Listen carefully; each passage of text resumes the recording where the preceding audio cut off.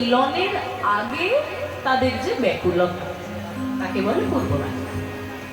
মান মানে অভিমান, যাকে বলে দুর্জয় মান বা নানা মানভঞ্জনের যা কিছু প্রকার আদি, সেইভাবে মান হওয়াটাকে দ্বিতীয় বিরহের মধ্যে ধরা হয়। প্রেম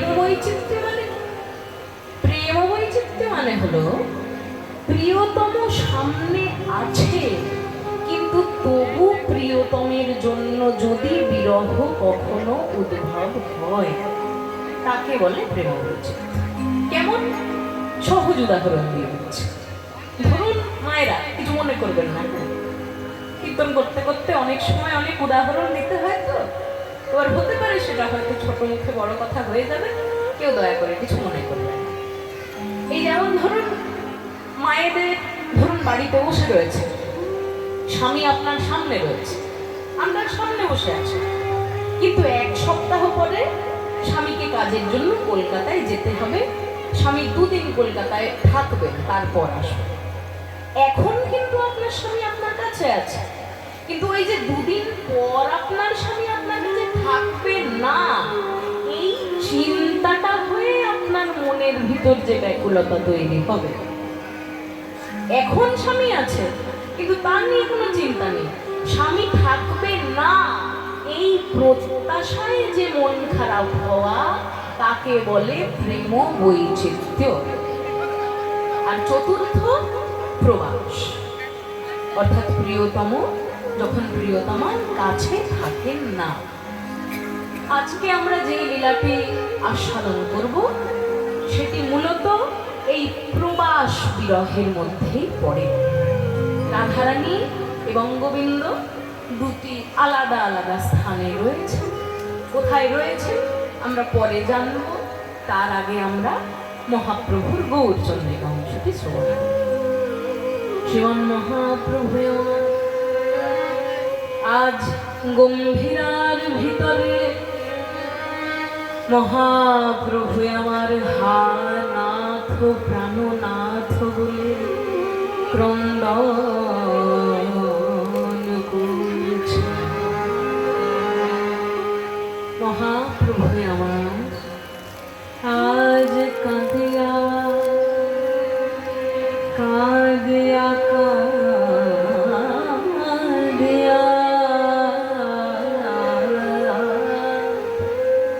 কাঁদিয়া রজনী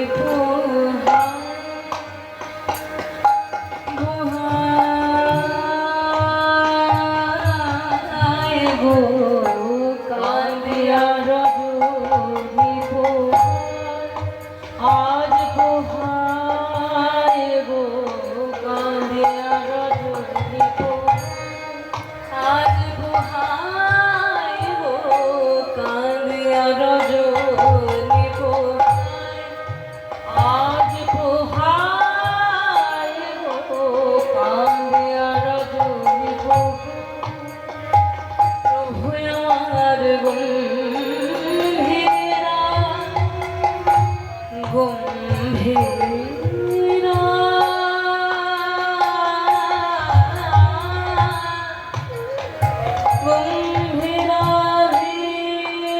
ভিতরে গোনারায়,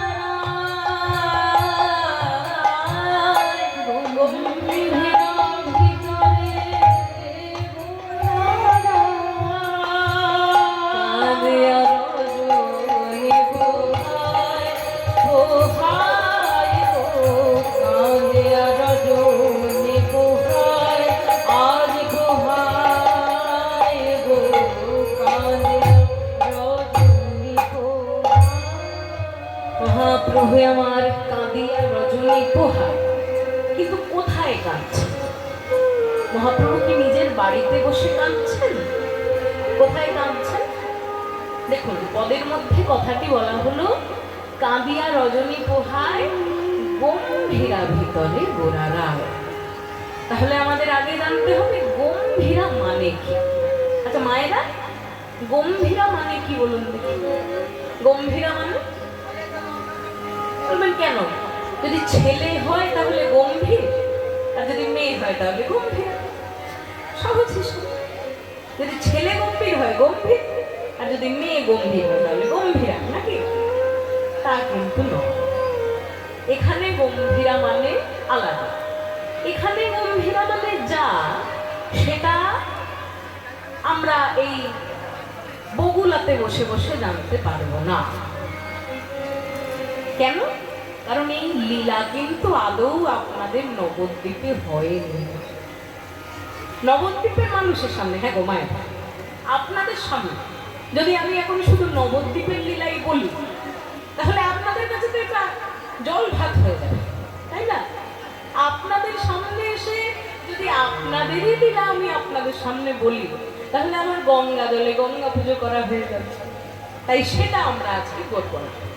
আজকে আমরা যে লীলা শ্রবণ করব সেটা আপনাদের এই নবদ্বীপে ঘটেনি। কোথায় ঘটেছে? নীলাচল ধামে।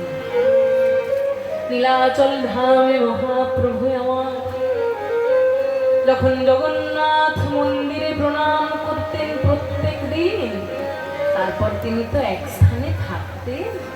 সেই স্থানটা কোথায়? সেই স্থান হলো কাশীনাথ মিশ্র মহাশয়ের বাড়ির গম্ভীরা। তাহলে গম্ভীরা মানে কি যদি সহজে বলা হয়? আচ্ছা মায়েরা, ভক্তগণ, আপনারা চোরা কুঠুরি বা চোর কুঠুরি কাকে বলে জানেন? জানেন তো? জানেন? হ্যাঁ হ্যাঁ হ্যাঁ, ঠিক, ওই মা বলেছে সোনা দানা রাখা হয়। মানে আগেকার দিনে তো বাড়িতে মানে জেলায় জেলায় ব্যাংক বলে কোনো কিছু ছিল না। সেই জন্য যদি কারোর বাড়িতে টাকা পয়সা বেশি থাকতো, সে টাকা পয়সা রাখবে কোথায়? সে নিজের দেওয়ালের সঙ্গে লাগানো একটা ছোট ঘর তৈরি করত। সেই ছোট ঘরের ভিতর শুধুমাত্র নিজে আর পরিবারের খুব কাছের লোক ছাড়া আর কেউ সেই ঘরের ব্যাপারে জানতে পারত না। সেই ঘর তাকে বলা হতো চোর কুঠুরি বা উড়িয়া ভাষায় গম্ভীরা। এবার দেখুন, ভালোভাবে বুঝবেন। চোরা কুঠুরির কথা দু ধরনের লোক জানে। এক, যার বাড়ি, আর দুই, যারা চোর। তা মহাপ্রভু তো সন্ন্যাসী মানুষ, সুতরাং নিজের বাড়ি বলে কিছু নেই। তাহলে কি মহাপ্রভু চুরি করতে ঢুকেছিলেন অন্য কারোর চোরা কুঠুরি? তা কিন্তু নয়। মহাপ্রভু করলেন কি? মহাপ্রভুকে নিজের স্থান নিজেকে চিন্তা করতে হয় না। মহাপ্রভু যখন আপনাদের এই নবদ্বীপ ছেড়ে পরিধামে গেলেন, তখন সেই যুগের যিনি উড়িষ্যার রাজা, তার নাম ছিল শ্রী প্রতাপ রুদ্র। সেই প্রতাপ রুদ্রের যিনি গুরুদেব, গুরুদেবের নাম ছিল শ্রী কাশীনাথ মিশ্র মহাশয়। সেই কাশীনাথ মিশ্র মহাশয় প্রতাপ রুদ্রের কাছে গিয়ে বললেন, বাবা, তোমার মতন এমন এক শিষ্য পেয়ে আমার গুরু হওয়াও সার্থক হয়েছে। কেন জানো? কারণ তুমি শুধুমাত্র নিজের কোষাগার ভর্তি করার চিন্তা করনি, তুমি সঙ্গে সঙ্গে দেখে রেখেছো যাতে তোমার গুরুদেবেরও জীবনে কখনো কোনো অভাব না পড়ে। আমার গম্ভীরা তোমার জন্য কোনোদিন ফাঁকা থাকেনি প্রতাপ রুদ্র, কিন্তু আজ আমি তোমার কাছে একটি কামনা নিয়ে এসেছি। ওই গম্ভীরা ঘর আমি আজকে ফাঁকা করে দিতে চাই। প্রতাপ রুদ্র বললেন, কেন গুরুদেব? আমার দ্বারা কি কিছু ভুল হয়েছে? আপনি হঠাৎ নিজের গম্ভীরা ফাঁকা কেন করতে চাইছেন বলুন? আমার দ্বারা কি কিছু ভুল হলো?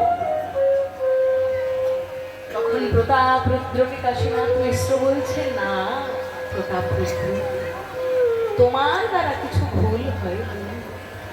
আমি ফাঁকা কেন করতে চাই জানো আমার গম্ভীরা? কারণ গো প্রতাপ রুদ্র, এতদিন অব্দি যে উড়িষ্যার সব থেকে দামি দামি রত্ন আমার গম্ভীরার ভিতরেই থাকতো, তুমি নিজের গম্ভীরা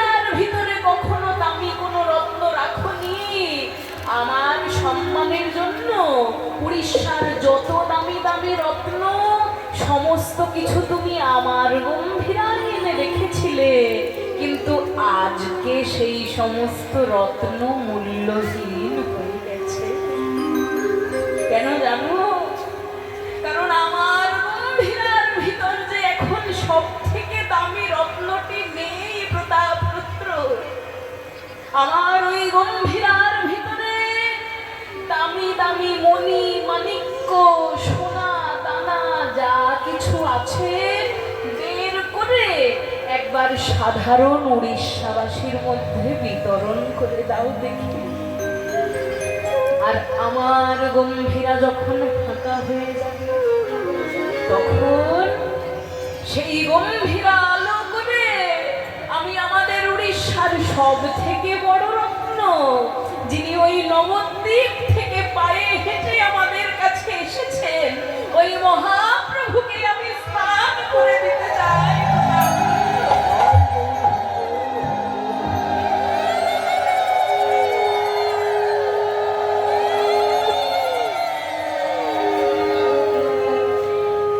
অমন বড় রত্ন থাকতে আর কি কোনো রত্ন ভালো লাগে? আমি গৌর রত্ন করে যত রাখবো হিয়ার মাঝে, গৌর ভূষণ করব ধারণ, আমার যে ঠায় যেমন সাজে, আমি গৌর রত্ন করে যত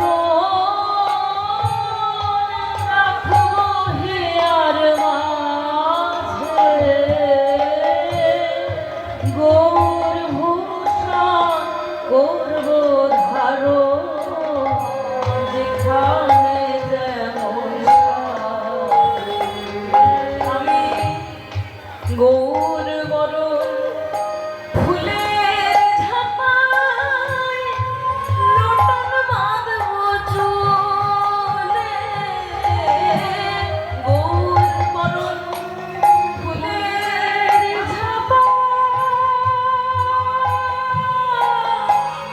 লোটন বাঁধবো চুলে, আর গৌর বলে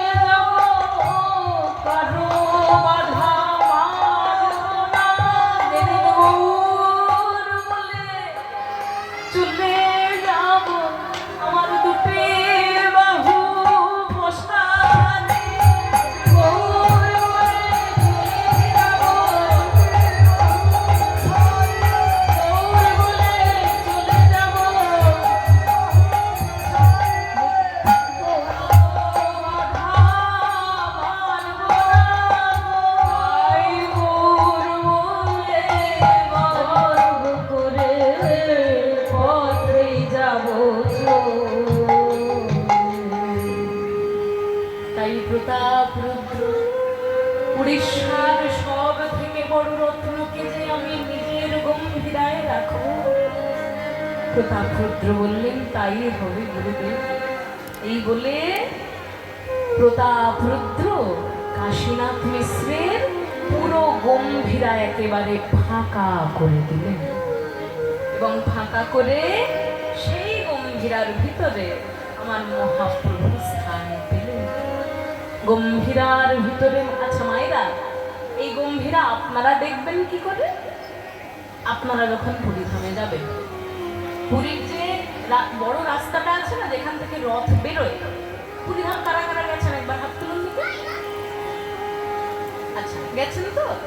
এবার রথটা যে বড় রাস্তা দিয়ে বেরোয়, সেই রাস্তা দিয়ে যাওয়ার সময় একদম যে জায়গাটাতে গিয়ে ধাক্কা খাবে, মানে ওই সমুদ্র তীর থেকে যতটুকু দূর, এইদিকে জগন্নাথ মন্দির থেকেও ততটুকু দূর, মঠটার নাম হলো শ্রী রাধাকান্ত মঠ।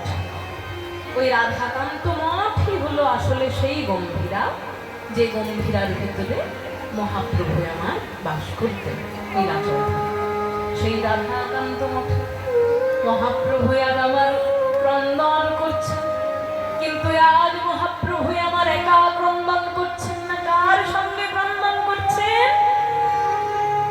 আজ স্বরূপেরও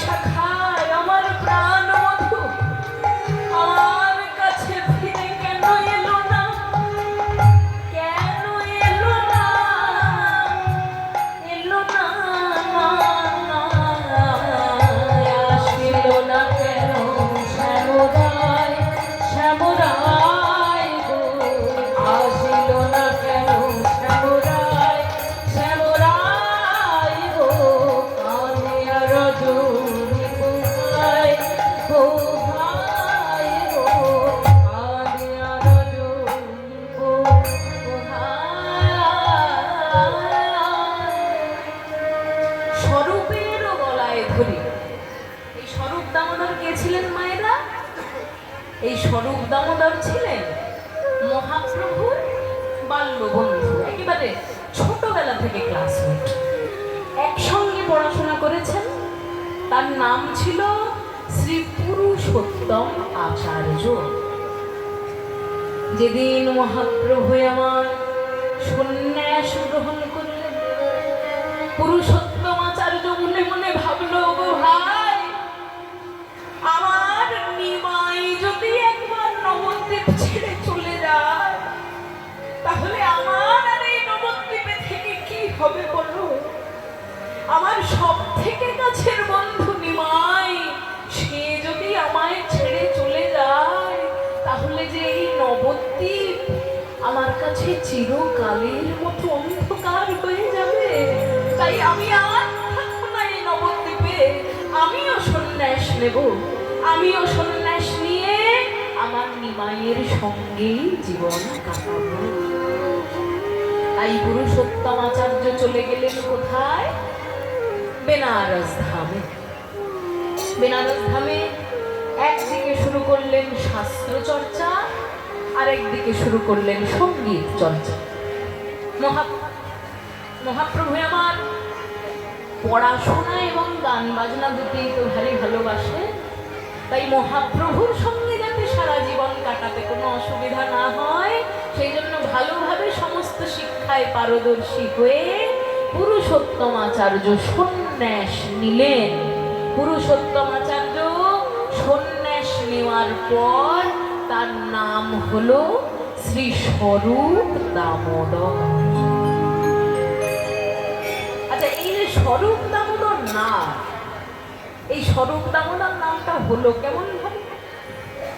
মানে সাধারণ ভাবে শুনতে পেলে কি মনে হবে যে স্বরূপটা হলো নাম আর দামোদরটা হলো সারনেম, তাই তো? যেমন সুনন্দা ভট্টাচার্য, সুনন্দা নাম, ভট্টাচার্য সারনেম। তেমনি স্বরূপ নাম আর ভট্টাচার্য দামোদর সারনেম, তাই তো? তা কিন্তু নয়, দামোদরটাই হলো তার নাম আর স্বরূপটা হলো তার পাওয়া উপাধি বা টাইটেল। কেন উপাধি? কারণ যে সমস্ত সন্ন্যাসীরা সন্ন্যাস গ্রহণ করার পরেও সন্ন্যাসের জামা কাপড় পরিধান করতেন না, গেরুয়া বসন যারা পরিধান করতেন না, তাদেরকে বলা হতো স্বরূপ। দামোদর অর্থাৎ পুরুষোত্তম আচার্য সন্ন্যাস নেওয়ার পর যেহেতু গেরুয়া বসন করতেন না, সেই জন্য তাকে সন্ন্যাসীদের সমাজে বলা হতো স্বরূপ দামোদর। তাই আজ স্বরূপের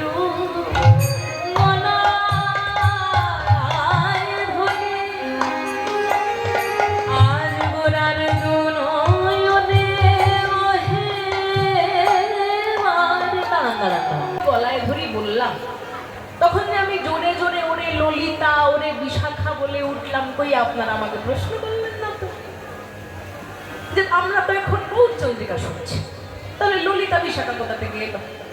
আসার তো কথা নয়। আসলে কি হয়েছে জানে, ওই ললিতা এবং বিশাখা সখী রাধারানীর সব থেকে কাছের বান্ধবী ছিলেন তো, তা কলিযুগে তাহলে রাধারানীকে তারা ছেড়ে দেবেন কেমন করে? তাই রাধারানী যখন গোবিন্দের সঙ্গে একাকৃতি হয়ে নেমে এলেন, তখন ওই ললিতার বিশাখা সখীও মহাপ্রভুর বন্ধু রূপে পুরুষোত্তম আচার্য রূপেই নেমে এলেন। তাই এই স্বরূপ দামোদর আর কেউ নয়, পূর্ব জন্মের ললিতা এবং বিশাখা সখী এক হয়ে এসেছে। বল ললিতা বিশাখা আসিল না কেন শ্যামরায়, শ্যামরায় আসিল না কেন শ্যামরায়, শ্যামরায় গো আমিয়া রজনী কোহায়, আজ কোহায় গো কামিয়া রজনী কোহায়। মহাপ্রভু আমার বন্দন করছেন, এমন সময় ঘটলো এক ঘটনা। কি ঘটনা? একজন সাধারণ ভক্ত। এবার আপনারা আমাকে জিজ্ঞেস করবেন, সাধারণ ভক্ত মানুষ তাহলে অসাধারণ কার? সাধারণ ভক্ত বলতে আমি আপাতত ধরে নিচ্ছি যারা ভগবানকে ভালোবেসে বাড়ি ঘর ছেড়ে দেয়নি, যারা সন্ন্যাস নিয়ে নিয়েছে, তারা সমস্ত কিছু ভুলে গিয়ে শুধু ভগবানের নাম করতে পারে। কিন্তু যারা সন্ন্যাস নিতে পারে না, তারা তো সংসার ধর্ম নিয়েই থাকে, সেই জন্য তারা সন্ন্যাসীদের থেকে তো একটু হলেও কমা ভক্তই থাকবে, তাই না? কারণ একজন সন্ন্যাসী, চিন্তা করে, একজন সন্ন্যাসী সকাল থেকে রাত অবধি ভাববে গোবিন্দের সেবার জন্য আমি এটা করব, গোবিন্দের সেবার জন্য আমি ওটা করব, গোবিন্দের সেবার জন্য আমি ভোগ তৈরি করব, গোবিন্দের জন্য আমাকে গঙ্গা থেকে জল নিয়ে আসতে হবে, গোবিন্দের জন্য আমাকে তুলসী পাতা নিয়ে আসতে হবে। এগুলো শুধুমাত্র সন্ন্যাসীর দ্বারা ভাবা সম্ভব। কিন্তু আপনারা যখন ঘুম থেকে উঠবেন, সকালে উঠেই আমার ছেলের জন্য হরলিক্স বানাতে হবে, তারপর আমার স্বামীর জন্য ব্রেকফাস্ট বানাতে হবে, তারপর স্বামী কাজে বেরিয়ে গেলে আবার দুপুরের খাবার দাবারের ব্যবস্থা। কারণ এই সংসারের মধ্যে যারা একবার জড়িয়ে যায়, তারা সারাক্ষণ গোবিন্দের সেবার চিন্তা করতে পারে না। সংসারের চিন্তাও তাদেরকে সমানভাবেই করতে হয়। সেই জন্য একজন সাধারণ ভক্ত, সাংসারিক ভক্ত, তিনি কি করলেন? তিনি জীবনের আসল নীতিটা বুঝে গেছে। জীবনের আসল নীতি কি? যে কর্ম না করলে খেতে পাবো না। সহজে সব। আপনি যদি কাজ না করেন তাহলে ভগবান তো আপনাকে দুপুরবেলা এসে ভাত খাইয়ে দিয়ে যাবেন না। যেতে পারেন, কিন্তু অত বড় ভক্ত আমাদের সবার দ্বারা হওয়া সম্ভব। কাজেই আমাদের কর্ম না থাকলে আমরা খেতে পাবো না। কর্ম অত্যন্ত প্রয়োজনীয়। তাই সেই ভক্ত জীবনে জেনে গেছে যে কাজ না করলে আমি খেতে পাবো না। তাই 24 ঘন্টার মধ্যে যতটা সময় আমি জেগে থাকতে পারবো ততটা সময় আমি কাজ করব। কিন্তু সারা দিনের মধ্যে একটা সময় আমি বেছে নেব, যে সময়টা আমি শুধুমাত্র গোবিন্দের চরণেই দেব। সেই সময়টা কখন? যখন আমি সকালবেলা স্নান করার জন্য যাব সমুদ্র তটে, তখন স্নান করে এসে সবার আগে জগন্নাথ মন্দিরে আমি প্রণাম করব।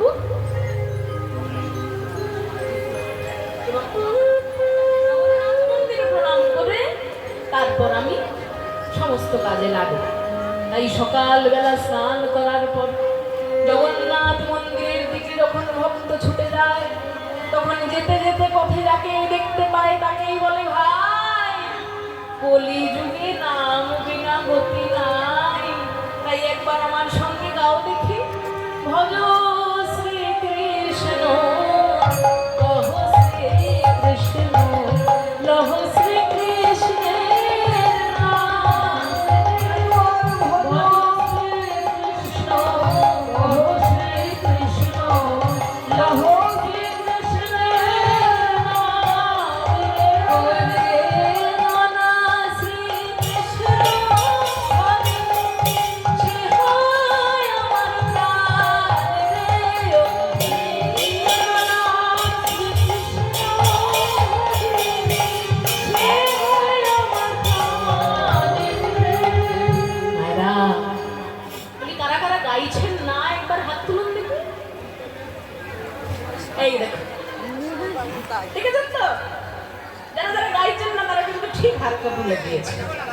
আরে না গাইলে হবে?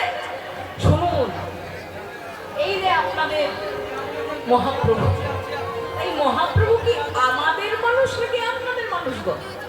হ্যাঁ, মহাপ্রভু আমাদের থেকেও অনেক আগে আপনাদের মানুষ। কারণ আপনাদের জায়গায় মহাপ্রভু জন্মেছে নবদ্বীপ ভাগ। তার নবদ্বীপে মহাপ্রভু জন্মেছেন, আর আমরা গান গিয়ে চলে যাব? শুনুন, একটা ঘটনা আছে। একজন জমিদারের মা মারা গেছিল, ঠিক আছে?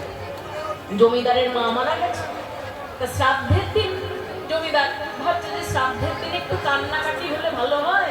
কিন্তু জমিদারের মন এতই কাষ্ঠ হলো যে তার চোখ থেকে জল বেরোচ্ছে। নিজের মা মরেছে কিন্তু চোখে কোনো জল নেই। তাই করলো কি, পাশের পাড়া থেকে কয়েকজন মহিলাকে 5,000 টাকা দিয়ে দিল। বললো, এই নাও 5,000 টাকা, এই টাকা নিয়ে চলো আমার মায়ের শ্রাদ্ধ হচ্ছে, ওখানে তোমরা কান্নাকাটি করবে। তা মহিলারা কান্নাকাটি করছিল। এবার নিজের মা নয় তো, কত আর কাঁদবে? পাশের বাড়ির মা, কান্না কি অত বেরোয়? কাঁদতে কাঁদতে হঠাৎ করে জল তেষ্টা পেয়ে গেছে। এই জল তেষ্টা পাওয়াতে জল খাওয়ার জন্য যেই একবার থেমেছে, ওদিকে জমিদারের কান হয়ে গেছে খারাপ। 1 মিনিট, আমি 5,000 টাকা দিলাম ওদেরকে কাঁদার জন্য, কই কান্নার আওয়াজ তো পাই না। তাই চলে গিয়ে একেবারে ধমকাতে লেগেছে ওই ভাড়া করা মহিলাদের।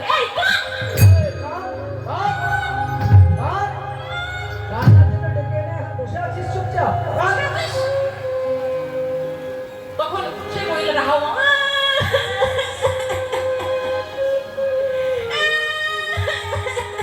কাঁদতে লেগেছে। কিন্তু মহিলারা মনে মনে ভাবছে, কেমন জমিদার রে বাবা, নিজের মায়ের মরণ হলো, নিজে কাঁদছে না, আর আমাদেরকে মেরে মেরে কাঁদাচ্ছে। তা আপনারা বলবেন যে টাকা দিয়ে আমাদেরকে কীর্তন করতে এনেছে, তাই বলে আপনারা যদি গান না গান, তাহলে আপনাদের মহাপ্রভুর কি আর সেবা হবে? হবে না। সেজন্য সবাই মিলে গান দেখি। এবার আর শ্রীকৃষ্ণ নয়, তিনি আপনাদের স্থানে যে রূপে নেমে এলেন সেই রূপ নিয়ে এই গান দেখি। ভজ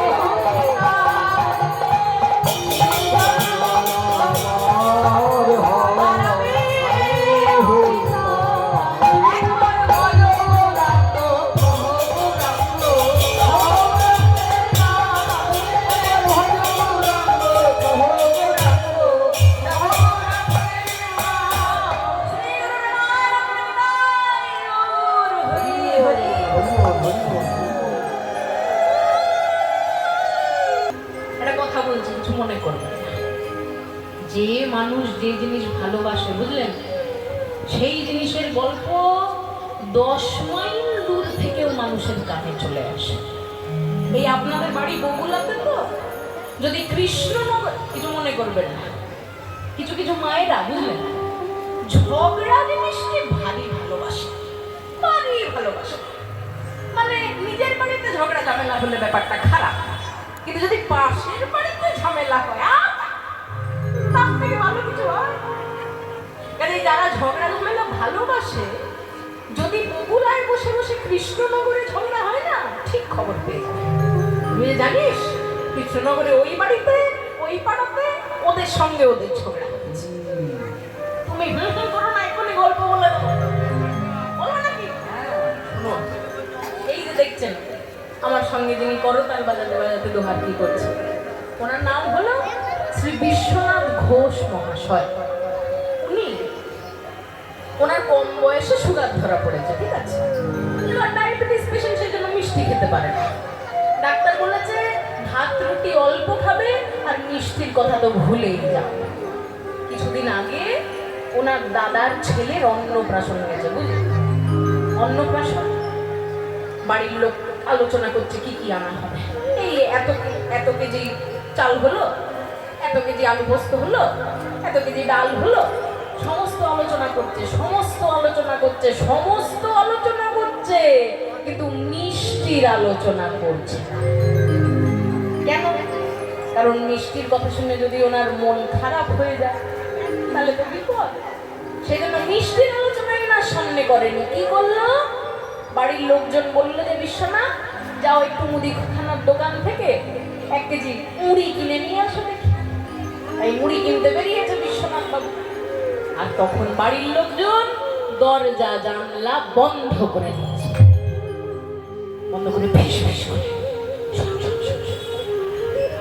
100 কেজি রসগোল্লা আর 100 কেজি পান্তা, তাতে এই ব্যাপারটা হয়ে যাবে, আর কিছু লাগবে না। 100 কেজি রসগোল্লা, 100 কেজি পান্তুয়া সকাল 9টার মধ্যে ওদেরকে দিয়ে যেতে বলে যাবে। ঠিক আছে, হয়ে গেছে, দরজা খুলে দে, এই বলে দরজা। ওমা যেদিন অন্নপ্রাশন হবে সকাল 9টার সময় মিষ্টি আসার কথা, বাড়ির লোকজন 9:30টার সময় বলছে যে 9:30 তো বেজে গেছে, এতক্ষণে সমস্ত মিষ্টি এসে যাওয়ার কথা, চল ভাড়ার ঘরে গিয়ে দেখি। ও বাবা, ভাড়ার ঘরে গিয়ে দেখে কি বাড়ির লোক, রসগোল্লা 99 কেজি, পান্তুয়া 99 কেজি। কি ব্যাপার, আমরা তো 100 কেজি আনিয়েছিলাম, মানে 1 কেজি উবে গেল কোথায়? যেই ভাবা অমনি ভাড়ার ঘরের একটা অন্ধকার কোণা থেকে বিশ্বনাথ বাবু বেরিয়ে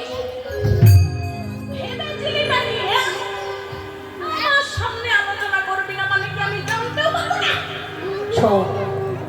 তোরা আমাকে মুদিখানার দোকানে পাঠিয়েছিলি, কিন্তু মুদিখানার দোকানে গিয়ে আমার কানে কেন জানি না পান্তুয়া শব্দটা চলে এলো। আর যেই আমি পান্তুয়া শুনতে পেয়েছি অমনি আমি মন লাগিয়ে দেখলাম কথাটা আমার বাড়ি থেকেই আসছে। তাই 9টার সময় মিষ্টি আসার কথা তো, আমি ভোর 6টা থেকে এই ঘরে লুকিয়ে বসেছিলাম কখন মিষ্টি আসবে। তাই আমি 1 কেজি করে একটু টেস্ট করে দেখেছি, কিছু মনে করিস না। কাজে যে মানুষের যা ভাল লাগে তার আলোচনা যদি ফিস করে হয় তবুও তার কানে পৌঁছে যাবে। তা মায়েরা, মহাপ্রভু তো হরিনামের থেকে বেশি আর কিছুই ভালোবাসে। আপনারা এমন সুন্দর হরিনাম যদি করতেন, মহাপ্রভুর কর্ণে নিশ্চয়ই তা গেছে। তাই সেই দিন সেই ভক্ত যখন হরিনাম করেছে তখনও মহাপ্রভুর কর্ণপাত হয়েছে। মহাপ্রভু পাগলের মতো ছুটে গিয়ে বলে, কে এমন সুন্দর নাম করলে ভাই, আমায় বলো।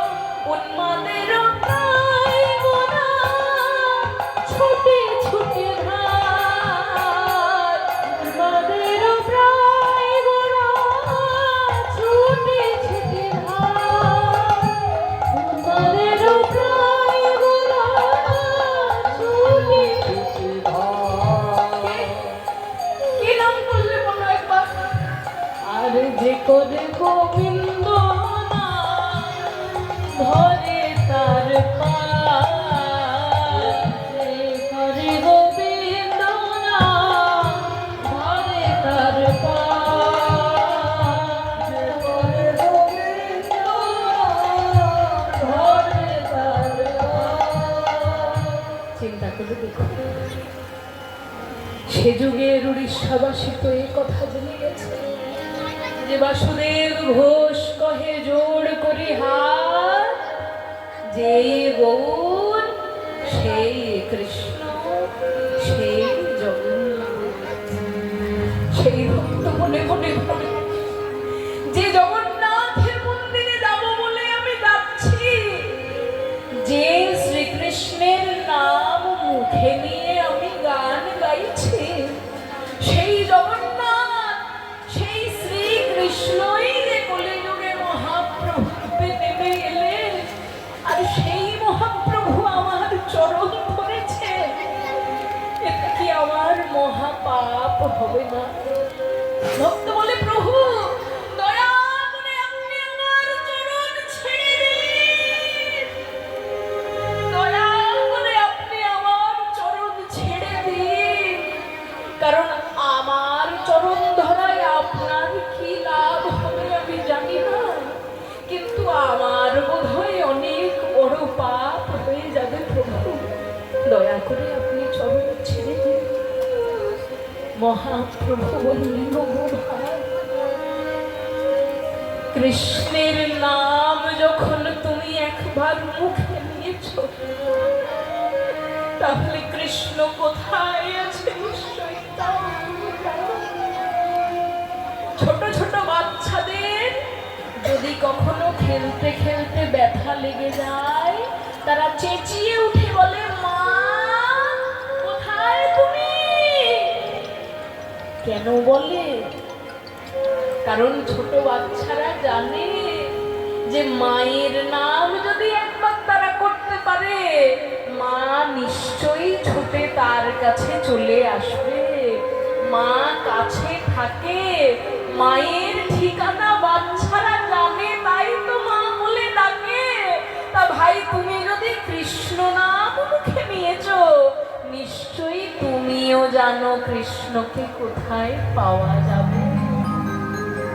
তাই জানো যদি আমায় বলে দাও গো, জানো যদি আমায় বলে দাও গো, জানো যদি আমায় বলে দাও গো, কোথায় গেলে পাবো তারে, জানো যদি আমায় বলে দাও গো, কোথায় গেলে পাবো তারে, জানো যদি আমায় বলে দাও গো, আমি কোথায় গেলে পাবো তারে।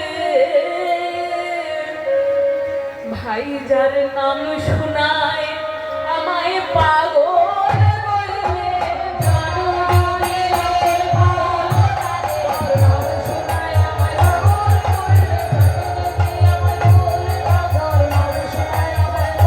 বলে, জানো যদি আমায় বলে দাও, জানো যদি আমায় বলে দাও গো, এত বলে ওরা জানে নুরে নয়ন হাসতে, এত বলে ওরা জানে নুরে নয়ন হাসে, এত বলি গোরা জানে নুরে নয়ন ভাসে, প্রভাসো